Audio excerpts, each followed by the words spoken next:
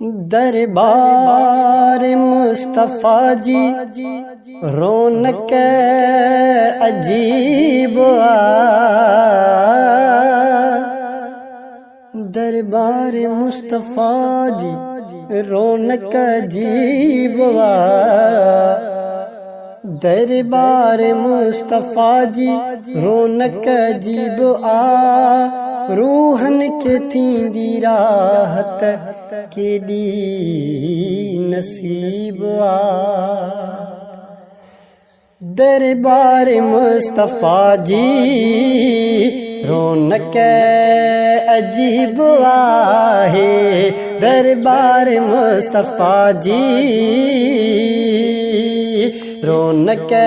अजीब आहे रूहन के थींदी राहत रूहन के थींदी राहत केडी नसीब आए दरबार मुस्तफा जी रौनक अजीब आहे दरबार मुस्तफा जी रौनक अजीब आहे रूहन के थींदी राहत रूहन के थींदी राहत केडी नसीब आए दरबार मुस्तफा जी रौनक अजीब आहे हिकड़ो दफ़ो ॾिसे जो दरयार मुस्तफा जो हिकड़ो दफ़ो ॾिसे जो दरयार मुस्तफा जो हर हर पुरंदी दिलड़ी हर हर पुरंदी दिलड़ी केडो करीब आहे रूहन के थींदी राहत रूहन के थींदी राहत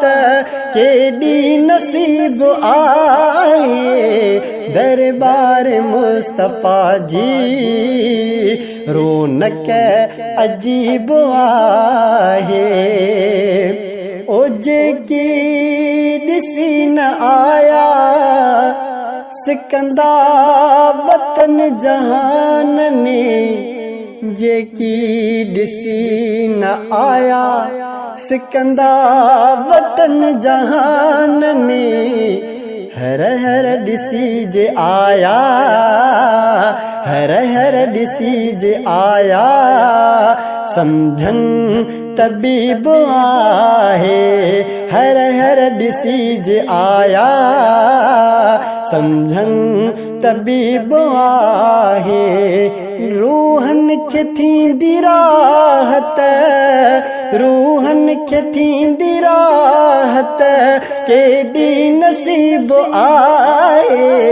दरबार मुस्तफा जी रौनक अजीब आहे ओ हर साल मूंखे भी रब जेकर घुराए उतरे हर साल मूंखे भी रब जेकर घुराए मूंखे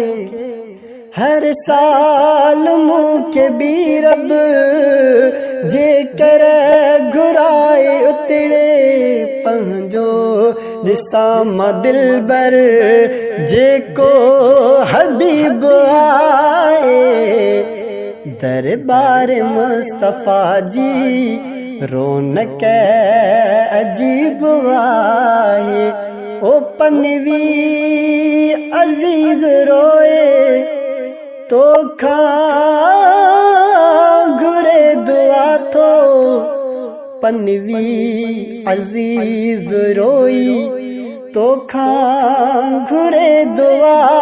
थो कोई अमल न ते वटे कोई अमल न ते वटे ॾाढो गरीब आहे कोई अमल न ते वटे ॾाढो ग़रीब आहे दरबार मुस्तफ़ा जी दरबार मुस्तफ़ा जी रौनक अजीब आहे रूहनि खे थींदी राहत केॾी नसीब आहे।